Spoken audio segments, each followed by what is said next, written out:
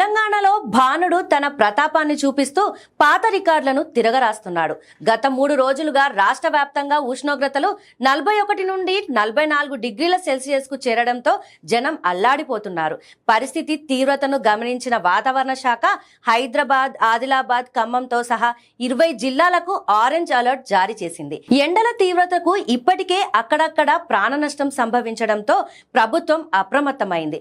మధ్యాహ్నం 11 నుంచి సాయంత్రం 4 గంటల వరకు అత్యవసరమైతే తప్ప బయటకు రావద్దని, చలివేంద్రాలు మరియు ఆసుపత్రుల్లో ప్రత్యేక వార్డులను సిద్ధం చేయాలని కలెక్టర్లకు ఆదేశాలు జారీ అయ్యాయి.